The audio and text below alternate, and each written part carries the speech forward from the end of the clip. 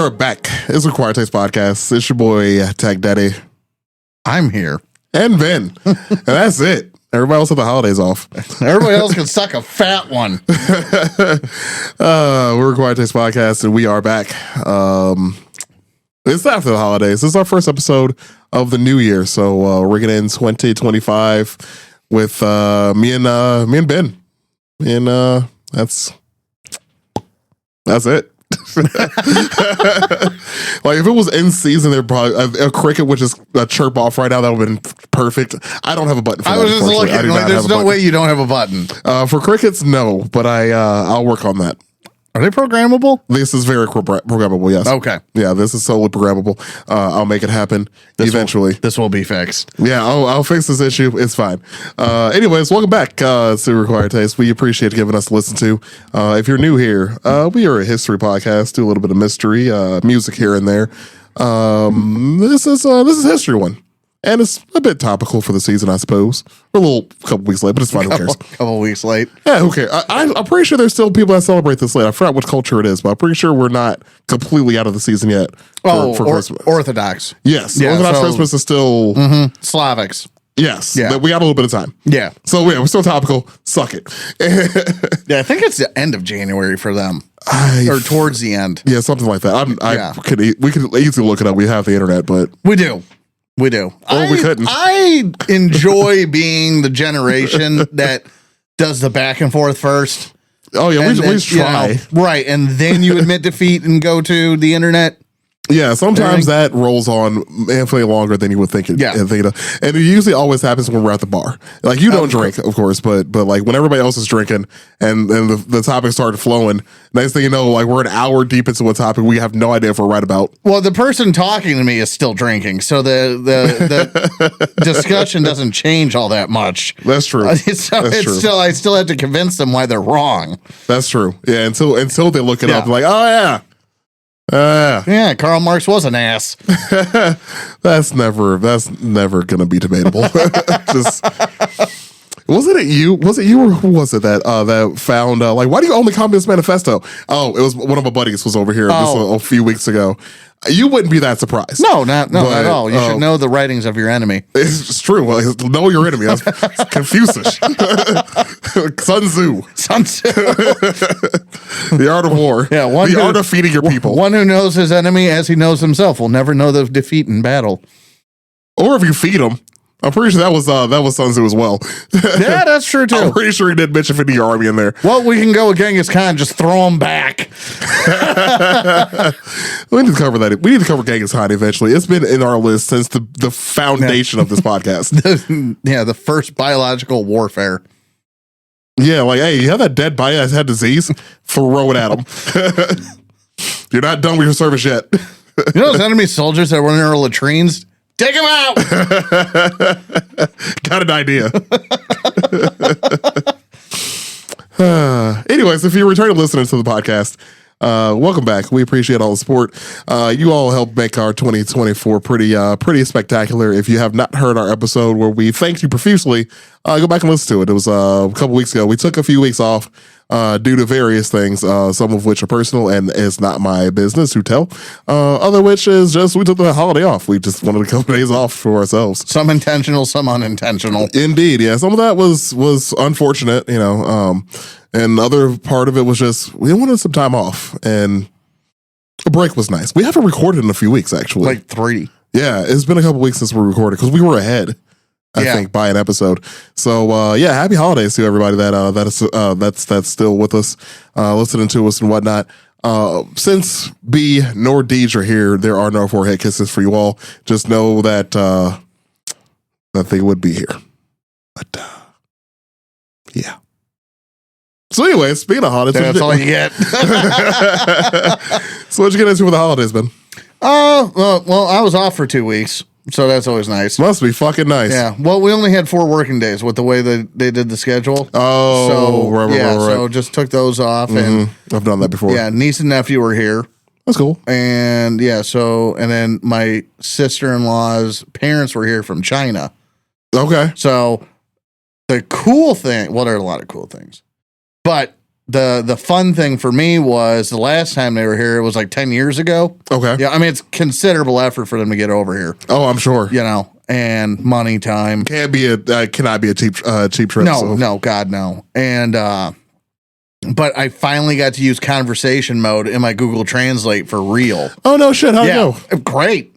Nice. Yeah, fantastic. I've been curious of it. Yeah, I just downloaded both versions of Chinese. There's a traditional and a simplified. Yep, there is. Yeah.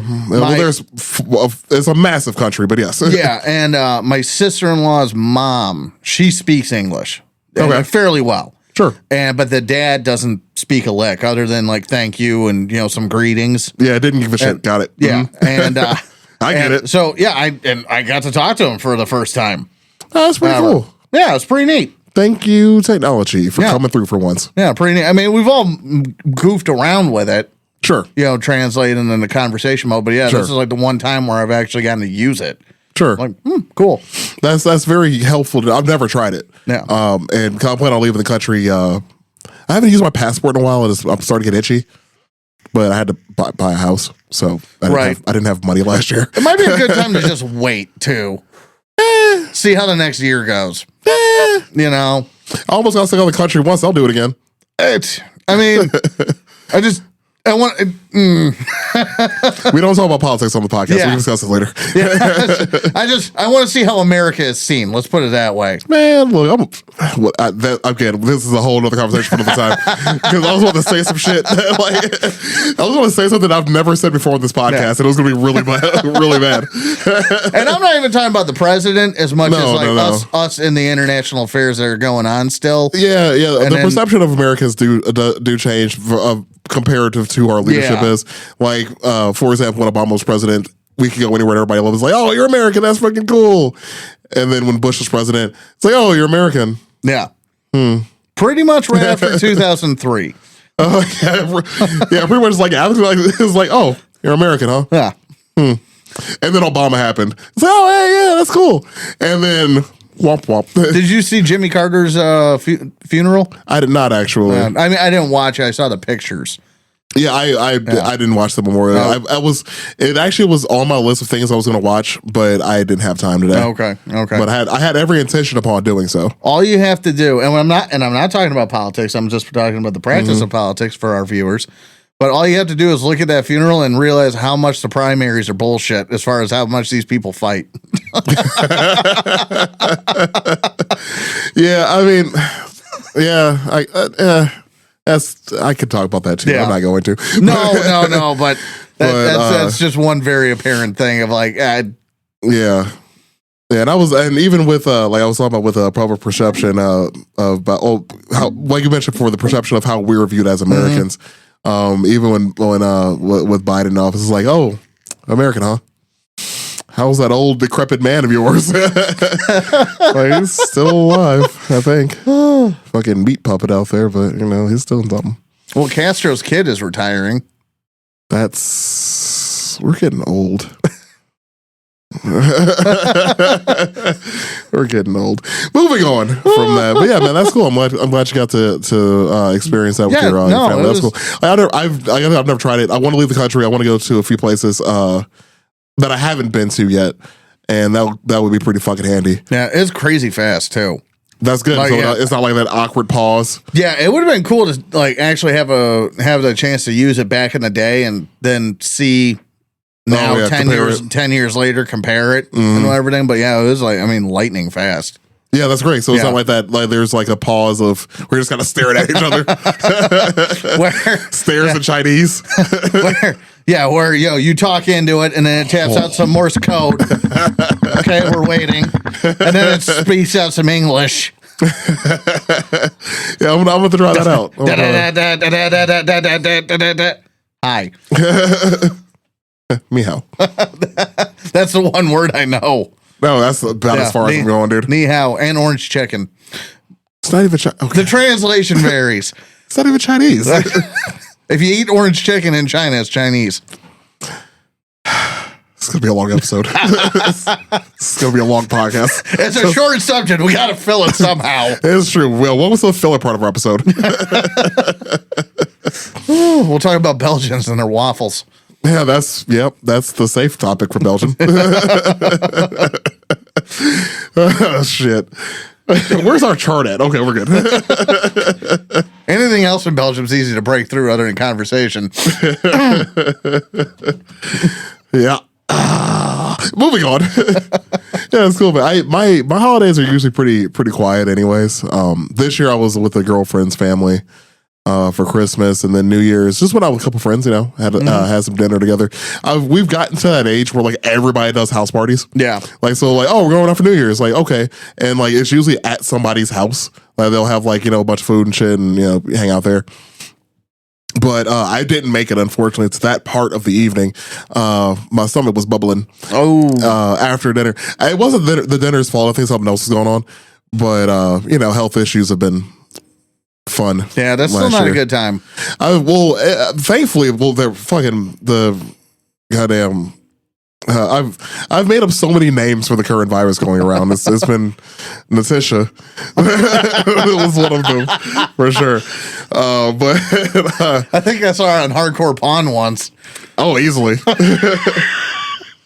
So, but it wasn't that. It was I don't know. It was I've been having some health. Not the point. Anyways, so I'm like, well, screw it. I'll just go. Came back here. But yeah, it was just me and the girlfriend hanging out, running New Year's, like, hey, New Year's, cheers, kiss, let's go to bed. I mean, this is dumb. I made 3 steps on New Year's alone, and then for Christmas, my God. Yeah. Again, bonus families. Well, yeah, you have so many of them. 16, I think now. Fucking shit. But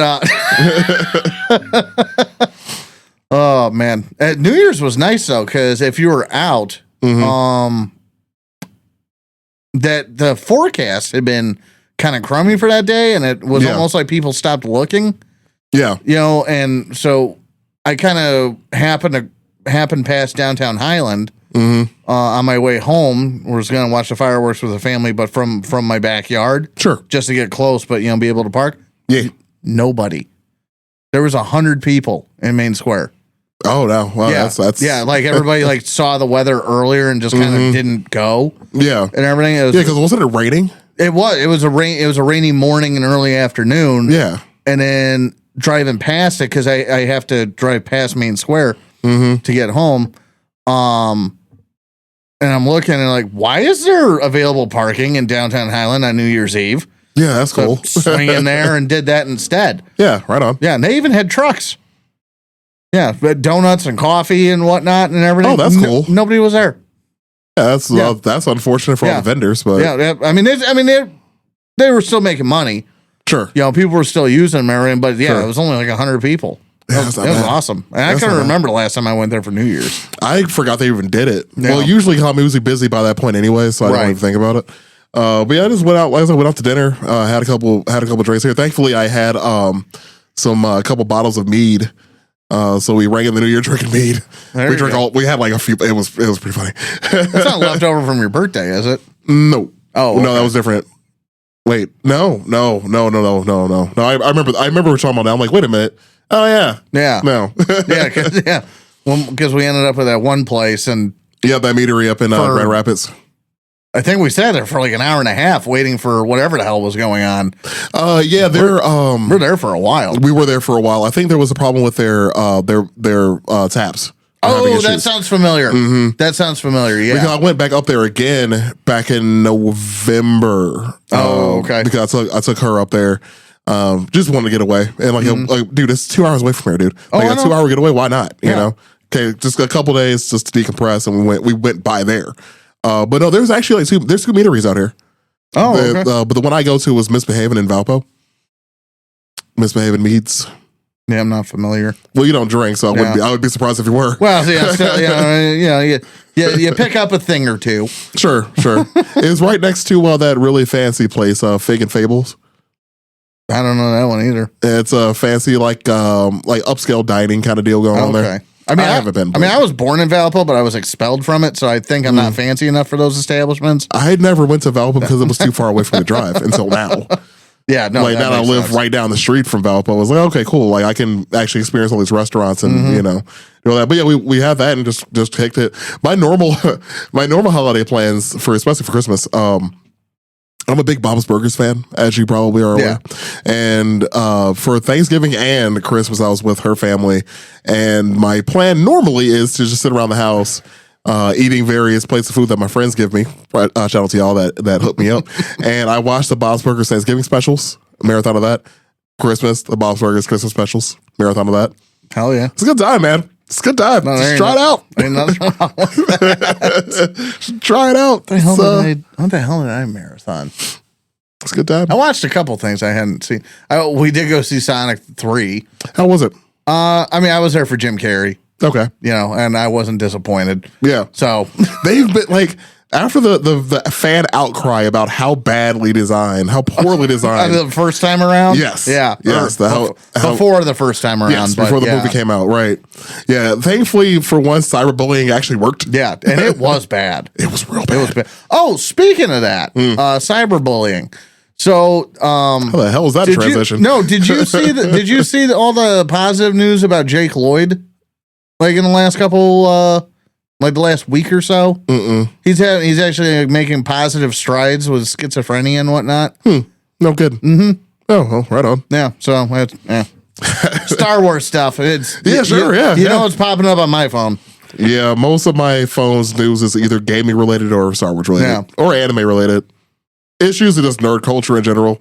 I am so glad I found a woman that actually likes me. Anyways. Usually guns on Earth, guns in space. Yes, space guns. Yeah. Railguns? Railguns. I mean, a railgun would be a space gun. I mean, yeah. Just saying. I mean, the Earth was a railgun once because of that manhole cover. Yeah, that's so freaking cool. The fact that it's probably still floating through space as we speak. Did you know that there's a and I'm 100% behind this, that there's a concerted effort to rewrite history and say that we had the first man-made object in space. Whether technically before it was there before Sputnik. Technically. Fuck you, Stalin. One more for America.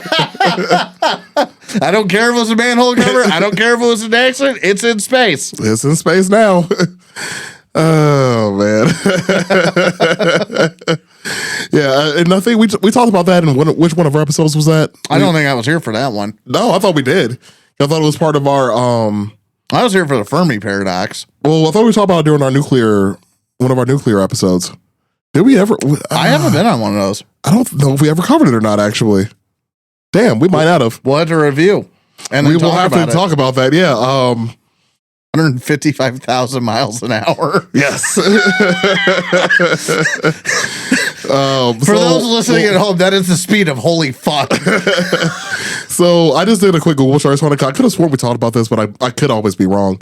But yeah, it was during a nuclear test in the 50s. Manhole cover was launched into space. It was estimated going at speeds of 130,000 miles per hour. Which is more than 5 times the escape velocity of Earth.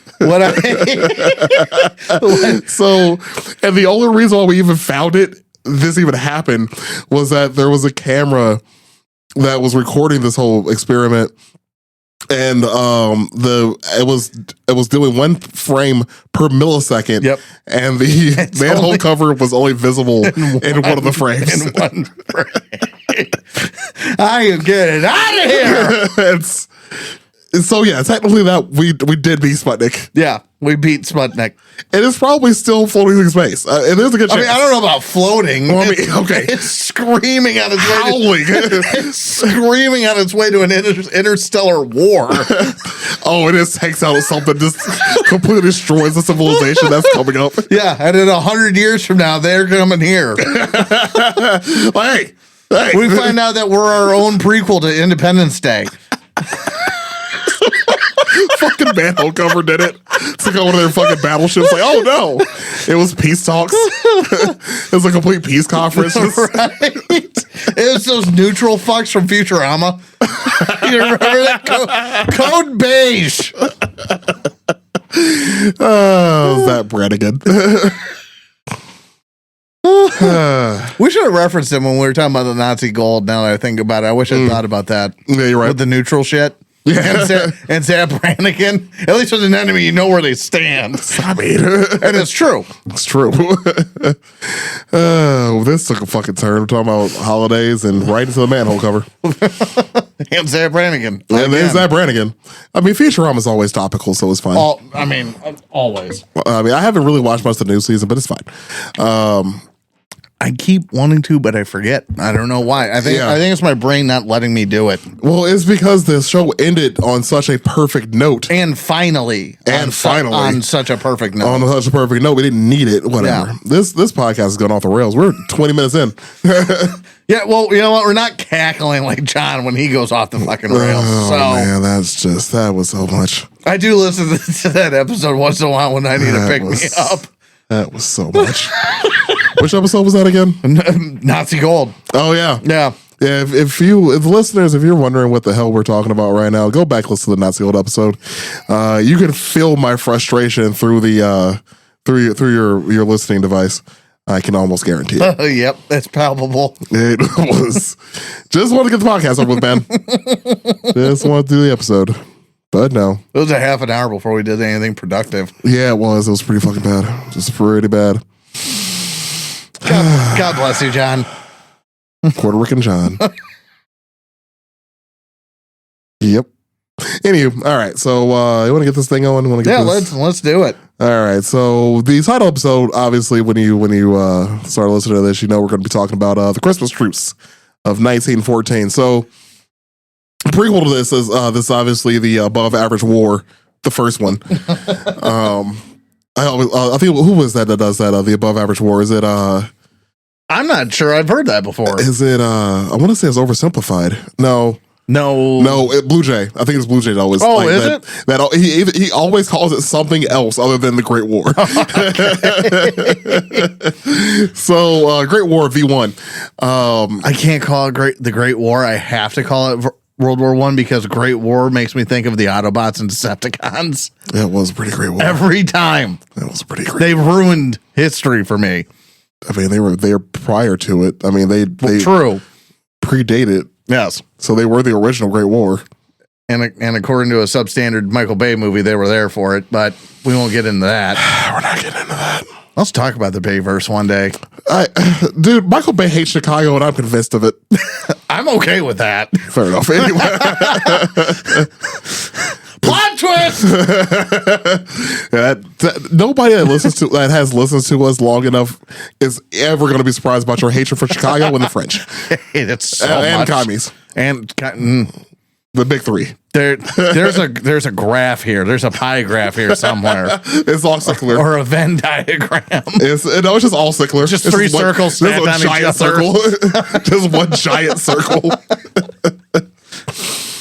Anyways, so we really haven't covered World War I very much. We did the one episode about Franz Ferdinand. All the ancillary a lot stuff, of it. on the periphery. Yeah, a lot of the roundabouts, as you just said. Yeah. In a way better way than I did, about World War I, but we never really touched the topic itself, which is fine. I mean, we talk about World War II a lot. World War I, and this is even in most media in general, doesn't really get covered often enough because I don't know why. It's the Korean War of world wars. Like was a Korean War. Yeah, like it gets forgotten about because, in my opinion, because it's two things. One, World War II is so much costlier. Obviously, so much more transformative too. Sure. And maybe I shouldn't say more transformative. Yeah, that's it's so rapidly transformative compared to World War I. Sure. World War I happened because the world had transformed. So end of empires, technologies come up. Like germ theory had just happened. Yeah. 25, 30 years before, somewhere between the 1850s, 1870s, something like that. If my memory serves. Carry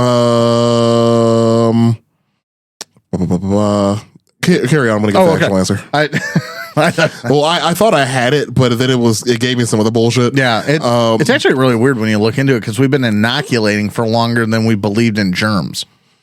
Yeah. Yeah. It's interesting. But yeah, it started in 1860 though. Okay, there you go. I mean, we're talking about what 54 years, something like that. Like before this happened. Yeah, like we just started thinking it's about not that germs. long. No, not at all. And then also, and then, but yeah. So also, I think the technology isn't as sexy, especially for movies. Sure. And everything. So, naturally World War II kind of takes the front stage, and people don't understand World War I and what it did. Well, how it came about, first and foremost, which we talked about when our Franz Ferdinand, yeah. And yeah, how it came about, why it came about, and then also what it set the table for in the future. People aren't really taught. They're taught it happened. Sure. These events, but that's all history. That's always my big complaint with all history is you're taught that it happened and everything, and very rarely the why. World War II would be the exception to that, because you're taught that everywhere. Yeah, and even then it's a half truth to a degree because you're not taught because again, you go to Europe, and I shouldn't even say that. If you go to certain schools of thought, people think that it's just the same World War, just with a 30-year pause, 20-year pause in the middle. Mm-hmm. I've seemed to have gone down a tangent. Oh, it's okay. I was surprised with text message from my mom. As one does. Like, you're on a tangent. I was texting my mom back. It's fine. I just realized, I kind of forgot the answer to the question I was answering. It happens. But well, we were discussing how World War One, and we're guilty of this too. Where we haven't. I mean, this is our third year as a podcast. We have talked about it maybe twice. Yeah, right. And never in detail about the actual war itself. No, not once. And it's forgotten. It gets forgotten because it's overshined by what came before it and then what came after it. The machine gun had just been invented, more or less. Well, we just became industrialized too. That too. Well, and so did Europe. Most importantly, their armies just became industrialized for the first time, and that's a big proponent of why it happened. Everybody had a fancy new sports car in the driveway. Well, what are we going to do? Well, we're going to race her. Or kill your neighbor. Well, and also you're gonna race it because we're still in that age of your honor depends on it and how you're seen as a leader and this because you're still you're in the death throes of the Empire days. Well, it was caused by classic Empire days. It was caused by the empires in 100%. The first place. So the age of imperialism. Yeah. In general. Yeah, we're gonna have to focus that one day and actually and nail down.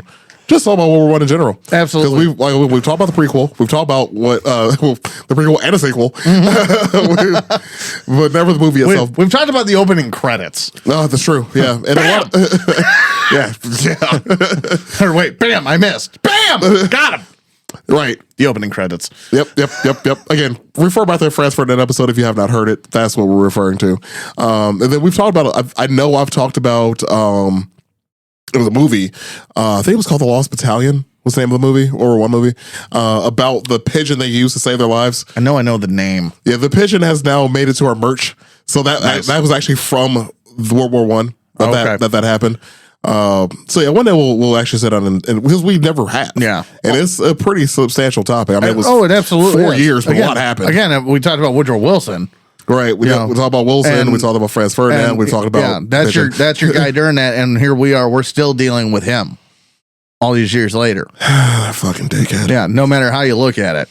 If you're wondering what we're referring to, please go back to the Woodrow Wilson episode. It was I think that was your first episode on there, wasn't it? Yeah, do the long scroll. Yeah, that was keep scrolling down. You'll find the Woodrow Wilson episode. Give that a listen to. You'll hear unhinged and unfiltered Ben for the first time. This was the early days. We were all a little. Yeah, we're trying. At the time, we're still trying to figure it all out. Yeah. I mean, not that we haven't figured it out now, but yeah, we're still whatever. Anyways, I would say the other thing though too is people didn't understand World War One at the time either because it does kind of start off some of my notes where, and we both know this, but people expected it to be a brief war. They're partying in the streets, and the other, all excited for it and everything because. War at the time was a great adventure. It was seen as like this great escapade. Exactly. And 80 years ago, something like, or no, not quite that long. 50, 60 years ago was America's Civil War. And and not that has anything to do with Europe, but just for instance, look at the technology then. And here in the States, when the Civil War was going on, people watched it. People spectated it. Yeah, there's the story about the one family that they didn't have a cannonball go through their house. I believe so. I believe so. Well, because it was fought in the fields. Yeah, it was fought in the farms. It was fought. I mean, it was fought in America, obviously. It was fought. But people went to view it and then were horrified by what they actually saw. Yeah. Because they thought war was a spectacle at the time, which I can kind of see why they would have that thought. And that carried all the way up to 1914 until what the fuck? And like just mentioned though before, like the Civil War just did happen. Yeah, that's not that far. No, people are still alive from it. Exactly. Again, Woodrow Wilson. And again, this doesn't mean much for Europe, but it's time as a whole. Mm-hmm. Woodrow Wilson grew up in the Reconstructionist South. Right. So which again explains a lot of his character. So again, and he's a full-fledged adult in 1914. He's president. So it's all these things are much closer than we think they are. Yeah, and that's what's always interesting about history in general. But yeah, so moving into the topic of the above average war, where we have for the first time ever in history, and I'm sure people, even though World War I wasn't really taught as heavily, you still have the mental image of trench warfare when you think about World War I. Like when I think of World War I think about the trenches. Absolutely. This truce, this Christmas truce, happened right after the trenches were just dug. So like we're at the beginning of trench warfare. We're right at the end of the race of the sea, as it was referred to later on. So in 1914, the war had just started. A few pretty large battles had already happened by this point. So you had the Battle of, and I don't know how to pronounce that actually. Ypres, Ypres. I'd have to see it. Yep. Europe's a silly place. Yeah, it's not real.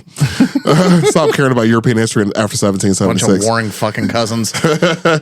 It's just a shitty Thanksgiving table. Like that's all Europe is. It's a really awkward fucking Christmas table because you just slept with your cousin in the bathroom. And then beheaded the other. Yeah. So the Battle of the Marne just happened. The Battle of Ascent just happened in the Ascent Valley. Obviously. So these were the first few battles of the war that really started the trench warfare. It's like, hey, you're there, I'm here. I need to defend myself because holy shit, you have a machine gun now and not a musket. And that's what I was going to bring up is, it's everybody has gone or gotten very intimately familiar with bolt action rifles at this point. They're the new hotness. Yep. And everything. But then thanks to Hiram Maxim, I believe it was Hiram. It was a father and a son. I always get them confused. But death was pluralized. Yeah, very quickly. And very quickly. And the machine gun as we know it. I mean, people had seen the Gatling guns and whatnot. And I mean, that was terrifying in its own right. But now you have a trench gun that's stopping an entire army, more or less, because they don't know what to do with it. So what do? You dig. Get low. Exactly. Yeah, you get low, stay low, and hope for the best. And this is before those tactics really even started too, though. So there's a lot of fucking around and figuring it out. Yep. Especially with the technology of war at the time, because you have the tactics of the Civil War and the weapons of now. Yeah. And a little close to now. So you have you're Charles Lindbergh. Okay. Where are you going with this? A fantastic pilot by all accounts, right? Yeah. Fantastic pilot by all accounts. But now you're going to put him in a jet fighter. It's going to die horribly. So, wonderful technology, but there's nobody there to teach you how to use it. Right. You're the first. You're the guinea pig, so to speak. Yeah. Yep. And just to put this in perspective as well, I have to look it up real quick. I couldn't remember the numbers, but in perspective of what was going on here, this is again 4 years of war, but 40 million people were killed. And died during this. So that's a lot of people in a very short amount of time. So to get again the trench warfare was started because they were like, holy fuck, that's a lot of guns, that's a lot of bullets. We can't charge. That's a lot of mustard gas. Oh yeah. Why is it yellow? Yeah. Why? Yeah. The mustard. Mm-hmm. It's a whole nother story. So yeah, you had people in trenches. The idea at the time, just to give a perspective of how the fighting would go, you had your trench, you had the Allies on one side, the Germans on the Allies and Axis on each side of the Central Powers. Oh, I'm sorry, you're right, Central Powers. This is before the Axis. This is what started it. This is the original team. Yeah. This is Axis, the original. The original recipe. Yeah, before they got rebranded. Yeah. And a guy with a tiny mustache tried to change some shit. He was there. Anyways. I have him written down. Oh, can't even go a few days. Anyways. It's funny. He got quoted during this. Oh, that's hilarious. Yes. Okay, we'll get to that. So you had, again, Central Powers on one side, Allies on the other side. In the middle of that, you had what they call no man's land, which, like the name states, you don't want to be there. You don't want to be a man in no man's land because you will die horribly. Yep. Both sides had barbed wire on each side, and essentially just a muddy, bloody mess of bodies that nobody could go after. Like if you died in there, you're not getting your family's not gonna get your body back, dude. Yeah. Like, humans, horses. Yeah, so it's just death, decay. Because while you have machine guns and chemical warfare and the tank is introduced, that's a little later in the war. That's later, yeah. But still, all these things that we think of as modern and the precursors to them, you still have horse cavalry and horse-drawn equipment. Yes. And everything. Yeah, very much so. It's a fascinating mashing of worlds. Right. And time. Right. So, and those bodies have been there. They're decaying. You could smell it. I mean, the trench warfare was a festering pit of disease and awfulness. It was as much psychological as it was physical. Yeah, hence the shell shock was first introduced. Have you ever seen those pictures? I have, and it's fucking terrifying. Yeah, where it looks like the guys don't even have eyelids anymore. Yep. They're just Yeah, it's terrifying. Like right when you said it, I had a specific picture pop in my mind actually, and to this day it haunts me. Yeah, because the look in that dude's eyes, my lord, horrible. So the goal of it was, again, like you're hiding, they're hiding, but you're trying to take territory. It was not going very fast. So again, like you would have one side with artillery barrage and then charge. And then we keep charging and keep charging. So it's just bodies on top of bodies on top of bodies, just stacking up in this no man's land area until you hopefully take the other trench and then move forward a few feet, essentially. So this is the beginning of that system. The trenches were not very far away. The no man's land area, like if you're thinking about it in perspective, is not that far. No. You can actually hear them talking shit to you from the other. Yeah, they talk shit. Yeah, to one another. I would be talking so much shit. So much shit. But which, if you're French, how do you talk shit? Well, they hadn't retreated that far yet. Well, yeah, but still, like, what do you have to go on? Napoleon, I guess. I mean, I guess. Baguettes? There's the Germans. Throw some bread! I think I just masked French and German accents, but I don't give a fuck. Yeah, it's fine. It's fine. Nobody noticed. You're here to listen to me. That's about right. They know what they signed up for.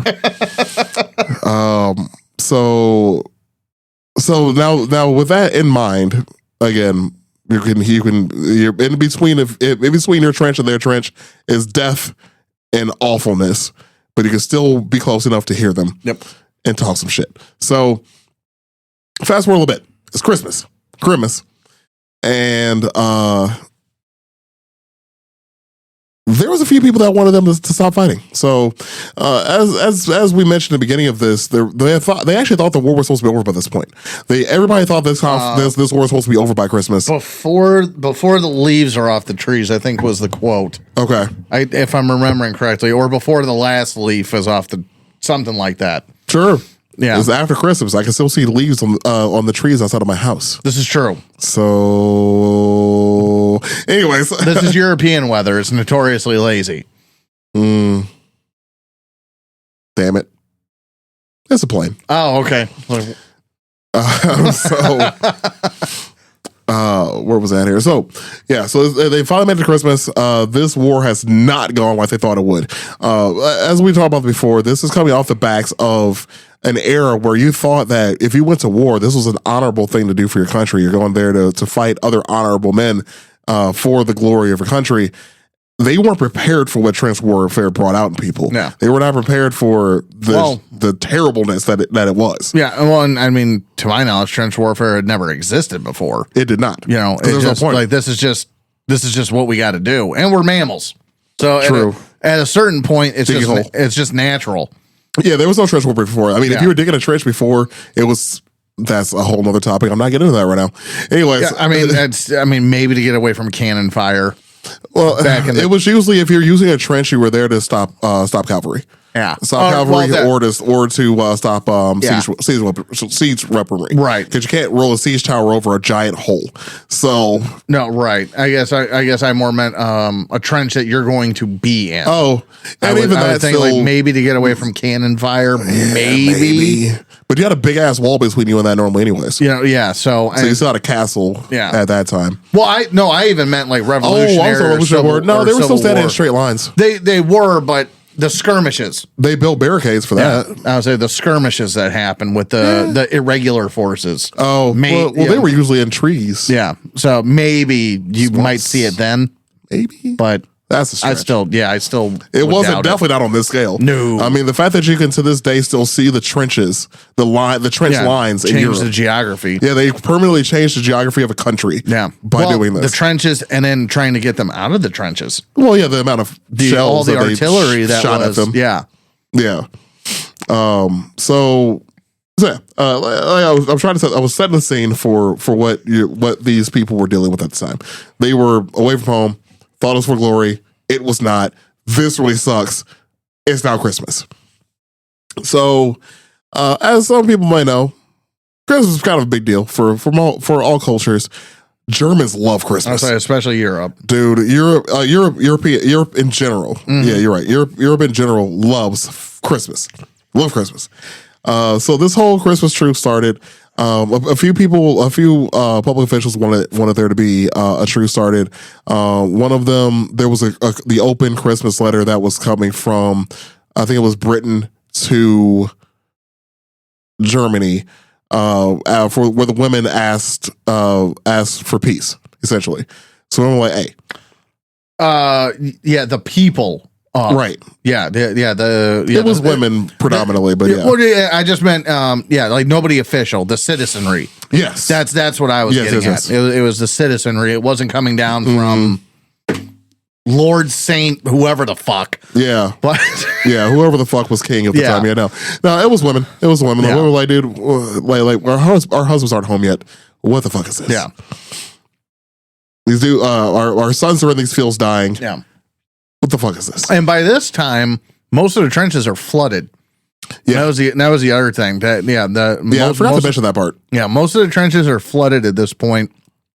And Christmas Eve or shortly before, the rain stopped, and the rain stopped, the wind stopped, and everything, and they finally had ice. Okay, where they were like above the water. Yeah. Yeah, and I forgot to mention that too. You're in these trenches. There's a bunch of dead bodies around you, and it's raining because European weather fucking sucks. This is where the word trench foot comes from. Yeah, because it's just disease as far as the eye can see. Yeah, I don't know what the ratio is, but I know it's high. Enemy fire versus disease deaths. Oh yeah, I know. I don't know what the ratio is, but I know it's high. Because I mean, between the people shooting at you, the disease and everything that you touch, and then rats everywhere, and then also carrying disease. Well, and then also if you get hit, the quality of medicine. I'd rather just be shot. Shoot me in the head. And dude, every museum I've taken my sisters to, and everything, right? Whenever you get to that like old style medical area and everything, I have to go away. I don't know what it is. I hate to even be near like old medical tools. It is. Bleh. It just creeps me out. Never knew that. Ben has kryptonite, dude. Like seeing the saws, and everything. I cannot stand seeing it. Huh? It's Ben has kryptonite. Seen too many movies. I mean, so have I. But like too many Civil War movies, I should say. Again, still fine. And that's my thing. Or like. Well, things don't usually gross me out too much, so it's just because I'm a little broken. It's not so much a gross thing as much as it's definitely a fear response. Oh yeah, I mean, if I had a choice, putting yourself in the person's shoes. It's shoot me in the head. It's more of that. Put me on my misery. Yeah, not like an ew. I response. More of just like I don't even want to imagine being that person. Oh yeah, because every time I think about it, just shoot me in the head. Oh yeah, like just 100%. Put me out of my misery. Dude. I don't want to deal with that shit. 100%. I'm good. And then some poor unfortunate bastards don't even pass out. Oh my god. Oh yeah. If you don't pass out from the pain or the amount of alcohol they're trying to give you, or the morphine, chloroform doesn't work that fast. It does not. Those movies lie to everybody. Fun fact from Required Taste Podcast: chloroform is not instant. Yeah. Anyways, gotta huff it for a little bit. Doesn't do anything for the pain either. That's just how we know. That's how I got brought in the Zadok. Been up here for years.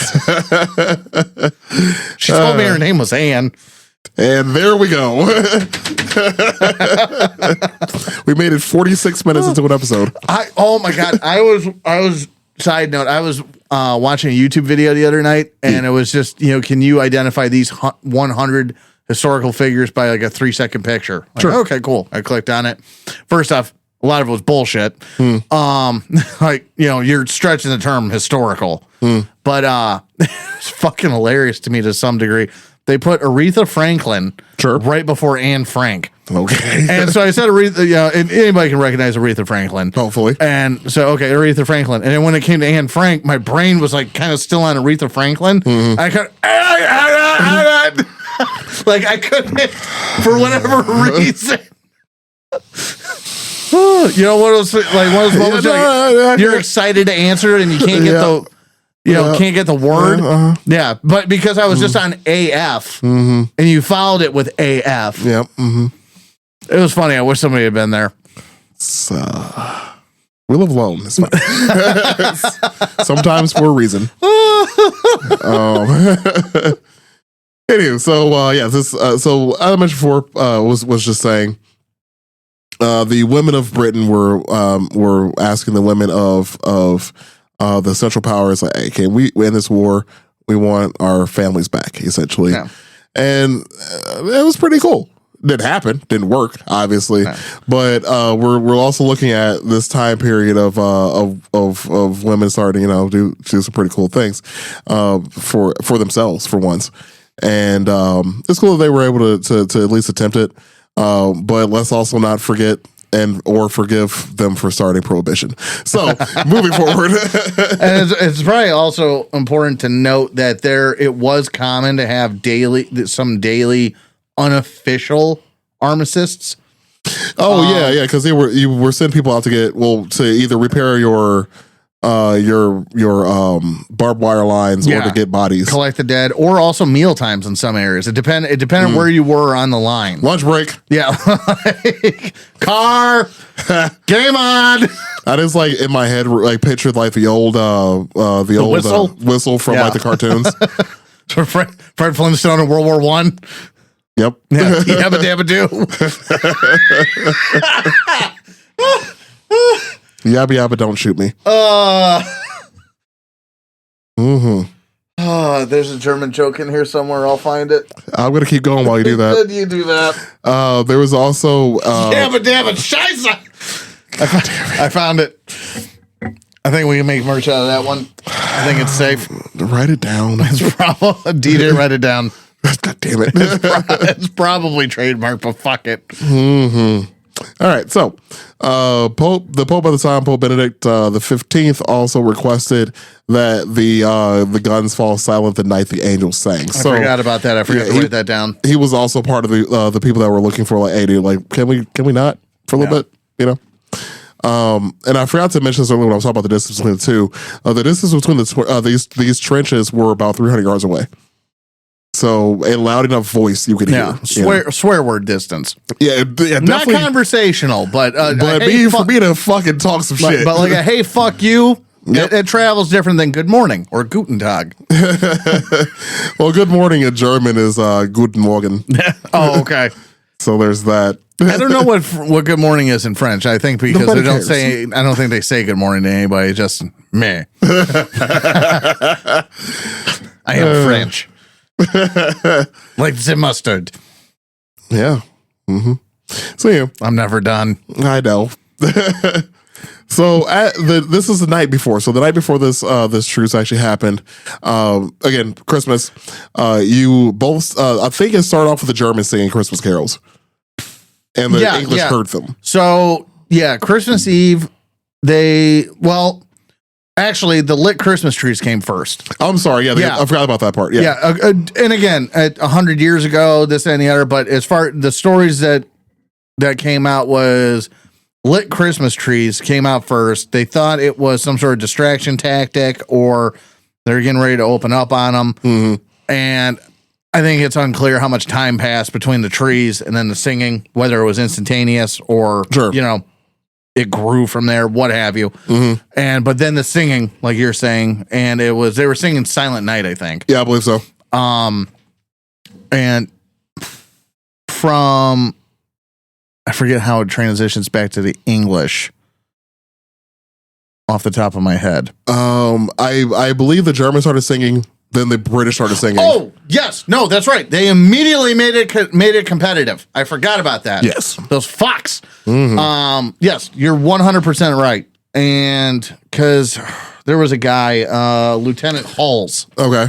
He was the one I kept seeing come up. And I want to say it was Lieutenant Halls.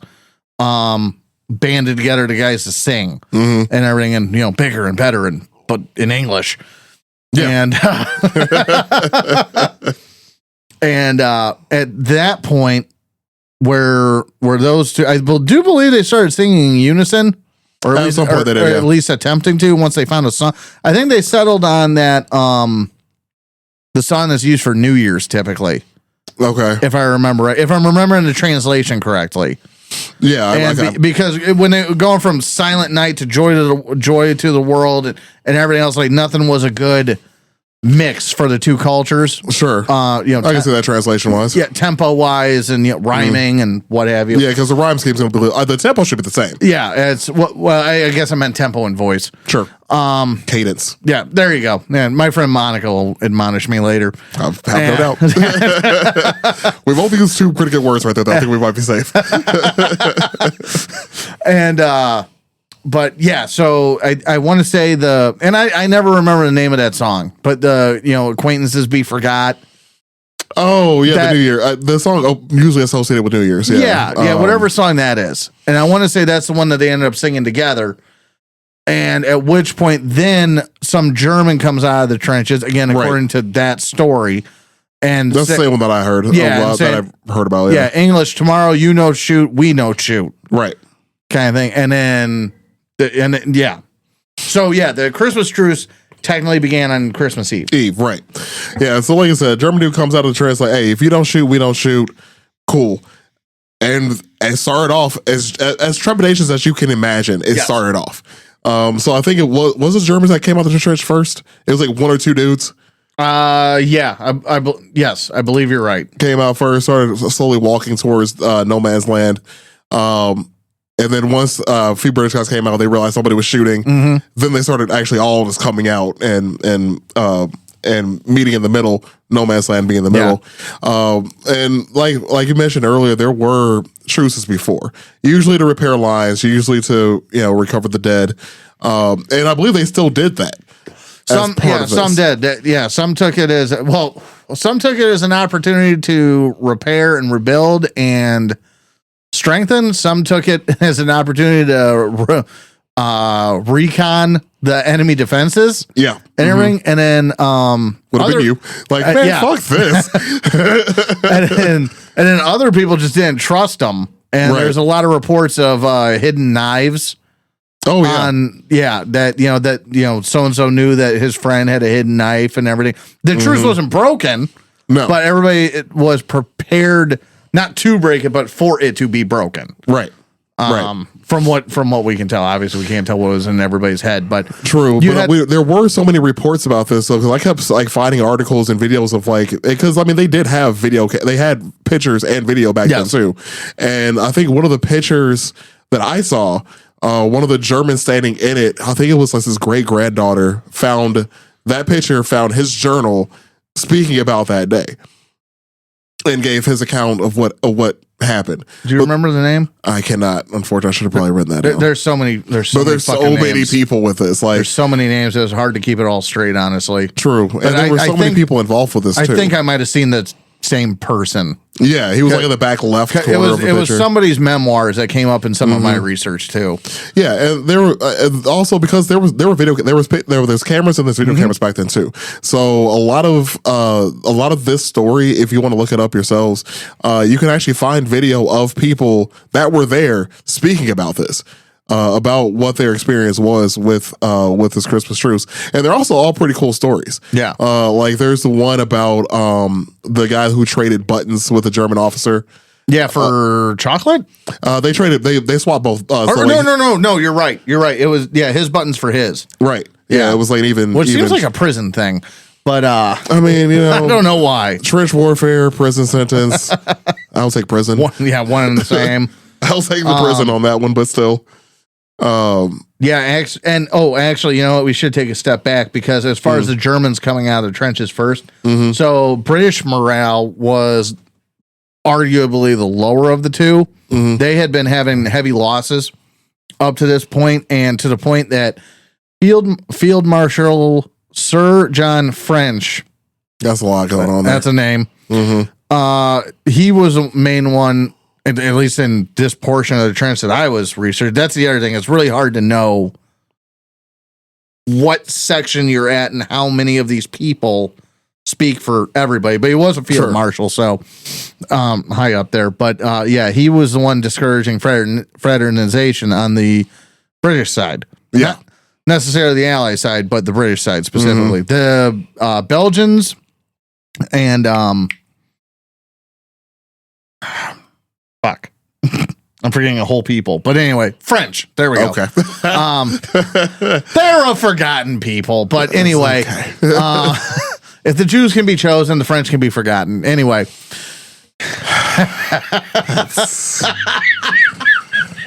That's we don't even know if it's offensive. I don't even know where to go with that. But I don't even know what I mean. It's just provocative. It gets the people going. Gotta get banned. Goddamn canceled. Nobody knows what it means. Where the fuck was I? Oh yeah. So the Germans had a higher morale, but the Belgians and the French were far less amicable or responsive to the truce, to the Christmas truce. I mean, they were ready to not fight and whatnot. Sure. But if anybody was back in the trenches, building stuff up, putting stuff together, picking up the dead and whatnot, it was them over the English. Okay. Because you have to remember the English aren't home fighting. Yeah, they're not on their own soil, right? These guys are. So it's just that much more personal for them. Yeah, and I'm pretty sure they were in French territory when this happened. I believe so. I'm pretty sure. Yeah, I believe so. Because I mean, this is 1914, so at the time, the Allied powers were getting their fucking asses kicked. Oh yeah. So. I mean, I reserve the right to be wrong, and I really feel like the majority of the Western Front took place on the French on Allied side of the Allied lines. Pretty sure you're right. Yeah, I believe. I believe. I don't have any evidence to dispute that. So. I really don't know when they got pushed back, which year. But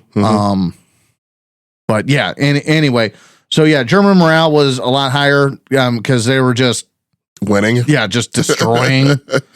And do you have anything about the Christmas gifts that were sent to the troops? Did you see any of that? I did not. So the Kaiser sent he sent cigarettes. Oh no. I'm sorry. The Allies were cigarettes. The Kaiser sent cigars to, I believe, officers. Sure. And then he sent pipes with a picture of the prince on them for some fucking reason. What? Fucking Europe, man. To the NCOs of the German army. Okay. And the English got I'm sorry, dude. Like you mean to tell me that my fucking officer got a cigar and I got this fucking picture of his little boy? Fuck. And Princess Mary provided British soldiers with brass boxes containing cigarettes and sweets. Okay, well, I guess that's fair enough. Yeah, cool. At least it's not for a little kid. Yeah, that's better. There is actually a report of soldiers getting like thousands of cigarettes sent to them from home. Yeah, and everything in care packages and whatnot, but just having nowhere to put them. Where do you put 1,000 buckets? Even right now, in the best of times, where do you put 1,000 cigarettes? Yeah, that's a lot. But yeah, so almost forgot about that, and and then going back to Sir John French then was the one issuing the strict orders against armistice, and then all this happened. The gifts preceded the truce. Yes, I did know that. Yeah. So the thing that I found about this, I actually mentioned before too, with the field marshal, or not field marshal, I'm sorry, with which is probably the same rank, damn near, for the what was his name, Sir something, the long ass name, French? No, the other dude, or the officer that you had mentioned earlier. Oh, Hulse? Sure, Lieutenant Hulse. Oh, he was just lieutenant? I thought it was something else. The guy that did the singing? Yes. Yeah, that was Lieutenant Hulse. Yeah, okay. Maybe I'm just tripping. Anyways, or as my voice to text likes to call him, Lieutenant Hulks, which is a far more interesting story. Indeed. And then I remember how the British say lieutenant. Yeah. Lieutenant. I always mean to look up why. Yeah, I never looked it up. Also, this is a more interesting story. Don't look up Lieutenant Hulks. Fair enough. Listen to this. So yeah, most of the higher ups, especially like and on both sides, I'm pretty sure, were just not having it. They did not want this truce to happen. Obviously, they were outmanned at this point because the soldiers were already out there doing it. They did threaten court martial. Yep. If they did it again, of course, they couldn't stop it at the time.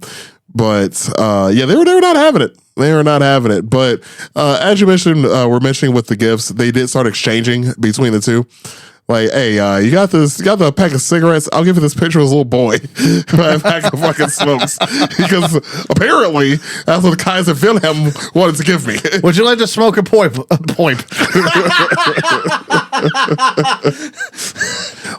Would you like to smoke a pipe with a picture of my son on it? So weird. Europe is it is a nightmare. I can guarantee they say the same thing about us. You know what? It's fine. It's fine. Fucking come over here. Come over here and have trans fats. Yeah. Well, we still have them. Yeah. Anyway, moving on. So the only thing that's important to point out too was the football match. Real quick, yes. One thing to add is the additional informalities of how this truce was administered down the line. Mm-hmm. So some of it was the officers, some of it was rank and file people. Mm-hmm. By simple majority. Kind of how you were describing there. Yeah. Where they're just not listening anymore, and then sometimes it was just a single guy crossing no man's land. Everything in between those two goalposts there. Yeah. And everything. It's just a single guy waving something white saying no shoot. Mm-hmm. And everything. But yeah, so I just wanted to mention that. I mentioned earlier, there was because there was video of some of this event. Some of the people that were there were recorded later on giving their stories of what happened with them. There was a few people playing football, soccer, and is interesting just because the guy, when he was telling the story, is like, oh, we really weren't playing football. We were just having most of it like a kick around. Like, we were just kicking the ball around. It was no official match. Yeah. Which would have been hilarious. Like, you know what, fuck it. The war's decided now. But it's not the war with fists. Depending which story you watch, so there were. Oh, that's great. Yeah, or not watch, but read. Mm-hmm. There were, again, it's just, pick a spot on the trench. Well, because there were so many of them. Like, it wasn't just like and this wasn't a few hundred people. We're talking about thousands of people that were doing this. So yeah, and it was really difficult getting a number. That was really hard. I mean, and I really didn't find one to give you like a sense of scope or scale on the subject. But depending where you were on the trench, it could be something as informal as the kick around, as they were calling it, or full on, we're reffing this. Well, now that you mentioned, I was going down a little bit further, and I do see that there was one report that did say the Germans won the football match 3-2. So yeah, and at least they won something. There was one match between a team of Highlanders and a team of Saxons. Oh, jeez. Yeah, and how that didn't go awry so quickly is beyond me. And the Highlanders were playing in kilts. Naturally. Which means they were fighting that fucking war in kilts. Again, naturally. Yeah, but still. There's not much of this that surprises me. The giblets. December. That's why they were men. They're manly men. They can have it. I'll give them that one. I like my denim. And I mean, you've seen how large kilts are. They're probably wrapped up a little bit down there. Oh, I'm sure they are, but still. Yeah, I get it. Like, I mean, just in the wintertime, I mean, as much as I hate the fucking movie Christmas Story. Yeah. All right. I fucking hate that movie. I'm learning that today. Yes. It's a separate issue. We'll talk about that next Christmas. Sure. On here, but what the hell is that pole that he licked? It wasn't a flagpole, was it? I don't know. It's some metal, but and he likes pole? it. Tongue gets stuck to it, blah, blah, blah. Well, right. You're in a kilt. Yeah. I imagine you have to be pretty careful about what you sit on in the winter. Well, I mean, you have around a lot of metal. Yeah, you gotta, I'm just saying. Yeah, it's like women when they sit down in dresses. They Well, yeah, they're not in trench warfare. They also, I have concerns, is what I'm saying. Oh, obviously. We don't have video, so people couldn't see what I was doing with my hands. But yeah, it's fine. Anywho, so yeah, they played football. All of this ended that next day. Yeah. So and joint burials.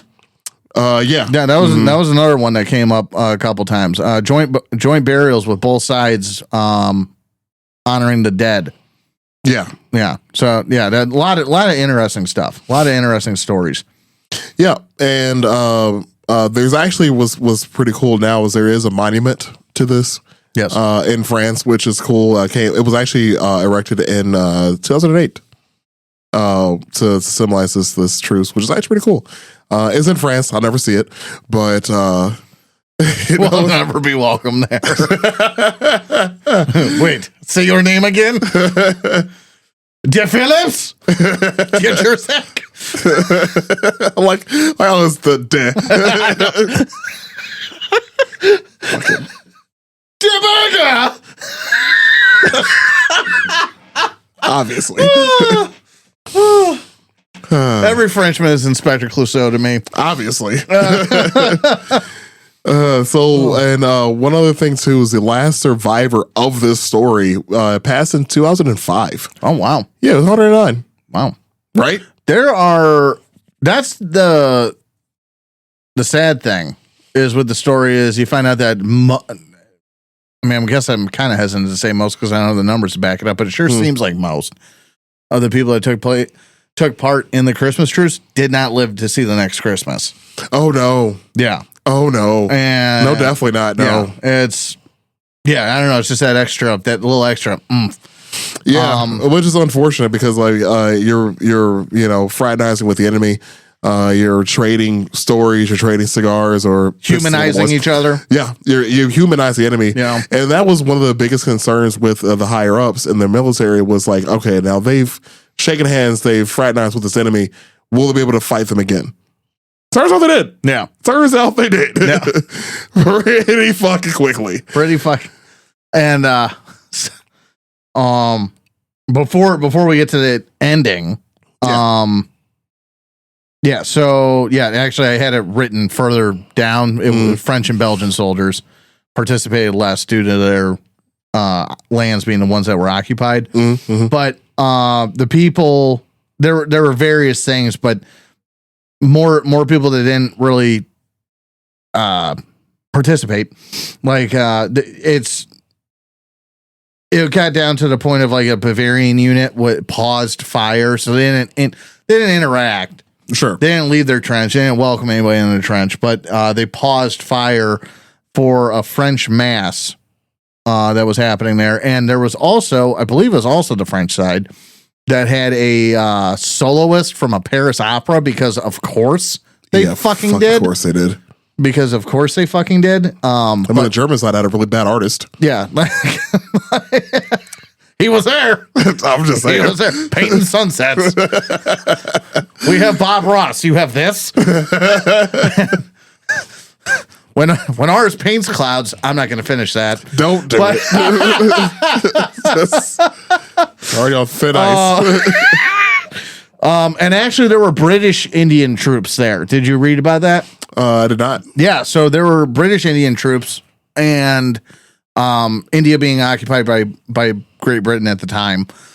And as was the style of the day, as Grandpa Simpson would say.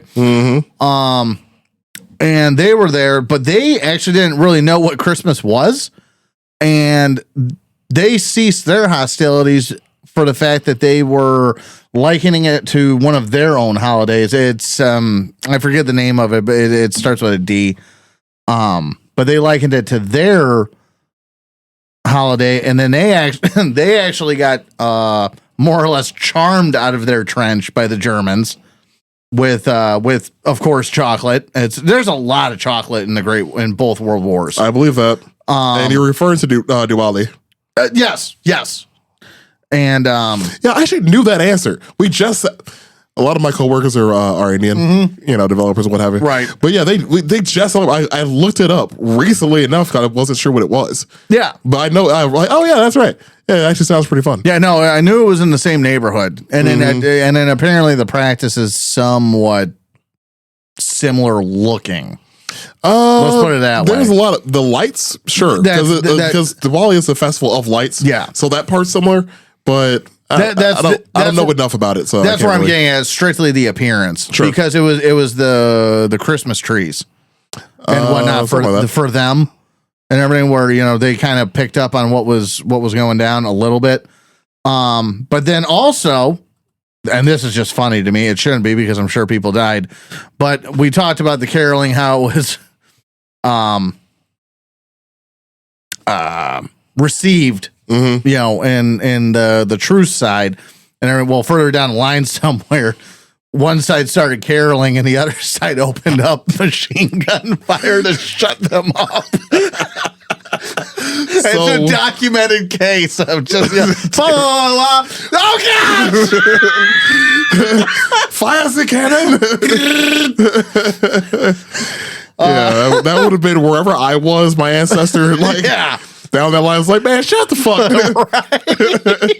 It's just and the cartoon that they made for this scene just freaking killed me for some reason. It shouldn't have. It's all terrible, but obviously, just hilarious to think about lodging a noise complaint in war.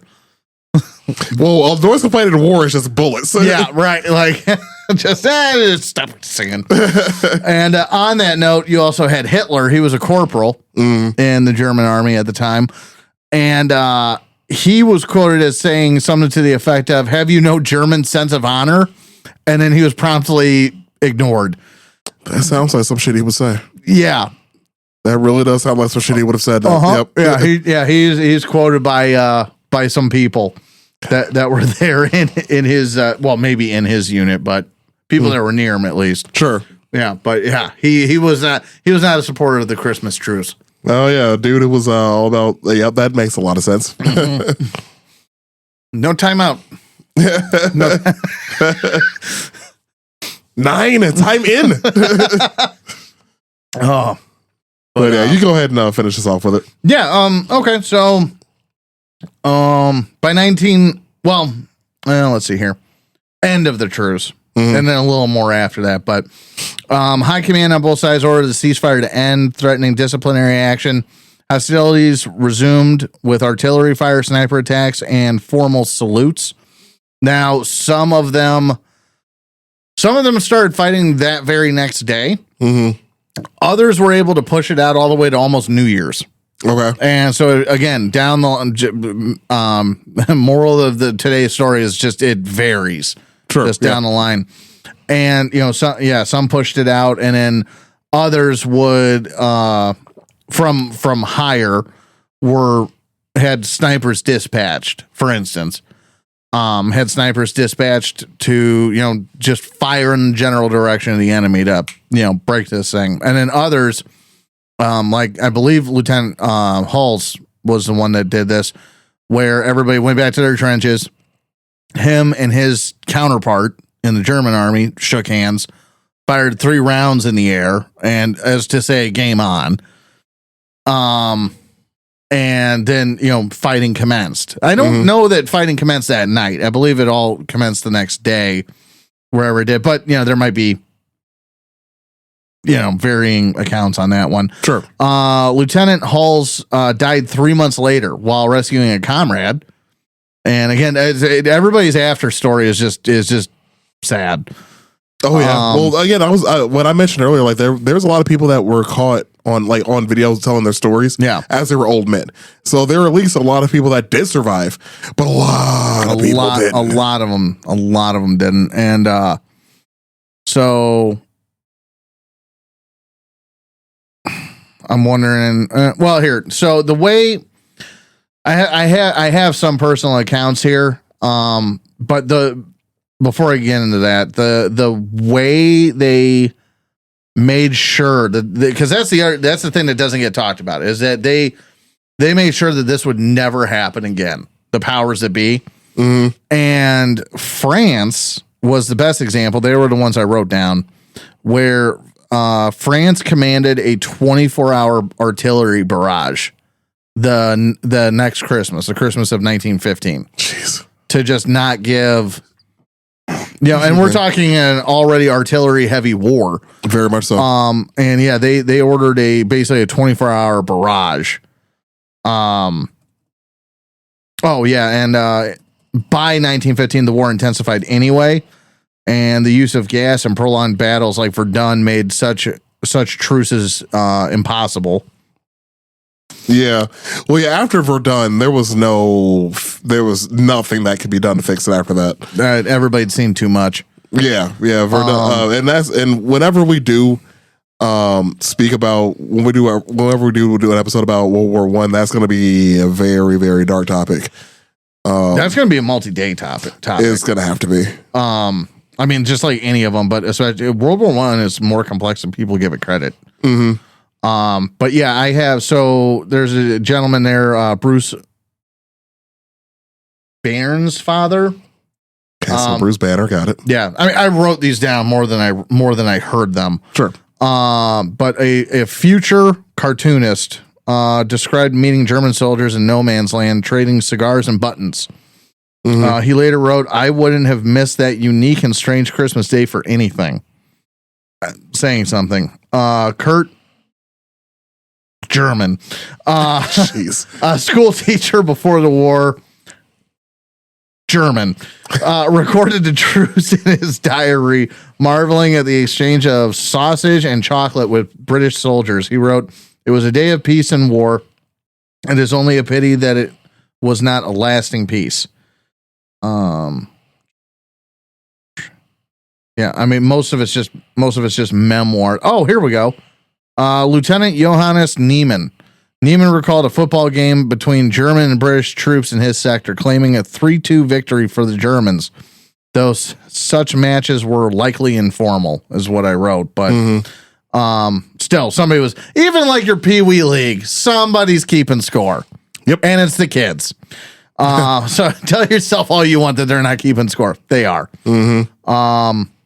But more and more like that. It's I wrote them down thinking they were a little more impactful, but really the whole event is pretty impactful.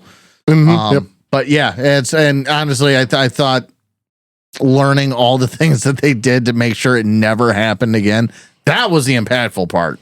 Yeah, well, it was old men talking, young men dying. Mm-hmm. So was war. But it was the death of the old world and the birth of the new in a lot of ways. Yeah. But the old world was not. Well, what I mean by old men is obviously the kings, because it was still aristocrats at the time. Yeah, same. and then the officers, which were getting old people that weren't doing any of the fucking fighting. Well, officers were a social class then too. Well, yeah, you had to come from a certain certain lineage, a certain house, a certain wealth status. Absolutely. And education was still part of it too. Yeah. But I mean, it's almost a buy-in just without money exchanging. Yeah. You saw All Quiet on the Western Front, right? Mm-hmm. The new one. Yep. And everything. And that final push the guy makes, that's borderline illegal, but who cares? That's real. Mm-hmm. Yeah, like that was the given attitudes. Yeah. I mean, well, it also was based on, that was a true event too. I forgot how many people died in that last fight. Yeah. Because it was pointless. Right. And it wasn't the only one though. No, it was not. Yeah, there were I don't even know the number, but there were a lot of people that died, and then waiting for that truce to take effect. Yeah. Yeah, because I forgot what it was. Something with the bells. Well, it was, I forget church bells or something. I forget when they signed it, but it was obviously the 11th hour, the 11th day of the 11th month. That's when it was in effect. Right. But they signed it at I don't know, don't even quote me. Let's just say midnight, just to have a 0 hour. So that is 11 hours yet of somebody can fuck around if they want to. And everybody's not fighting because they don't want to, but all it takes is that one guy to, fuck it up. Mm-hmm. And it was a few guys. It was, yeah. But again, it was that old world. The reason I'm even bringing it up is it was that old world mentality for glory, but not even glory. It was just gain. Yeah. Gain. Because if we get to here, then there's Monica to admonish me. You called it. Right. She knows. She heard me talking ill of music. But yeah, if we push it to here and the treaty happens or starts now, these are the new lines. New we have this, and look at all this land that I grabbed for the fatherland, which is also weird. But anyways, but you're right, and it was the irony of it all is all lost during the Treaty of Versailles. But whatever. All to be lost again in the same caboose. Yes, the second above average war. Yeah, when they made him sign in the exact same train car. That was, that's hilarious. I'm a fan of pettiness sometimes, and that was epic level of pettiness. That was epic. Not that we're praising him. Not even a little bit. Not even a little bit. Fuck that guy. I hope he's in the hottest part of hell. Mm-hmm. I hope Little Nicky is a documentary. But but it's a hell of a story. But yeah, that's just that level of petty is pretty legendary. But anyways, so that was episode about Christmas troops. We've gone on for an hour, almost an hour and a half here. So we hope you all enjoyed that. It's our first episode back for the new year. We got to dust off the holiday cobwebs and get back to our regular scheduled program. But if you made it this far in the episode, thanks for giving us a listen. Follow us on social medias. We have all of them essentially, except for the new ones because we're old. And Ben has a Twitter for us. That's exciting. Yes. Go follow us there. Yes, follow us there so it can be the Thunderdome. I want to tell you why you're wrong. Yeah. Yeah, do that. So anyways, you're wrong. So except for following us. You're right about that. Yeah. Anyways, hope you all had good holidays. Hope everybody stay safe out there. It's cold. We appreciate you listening to us. Like I said before, go follow us. And yeah, we appreciate it. Y'all be cool.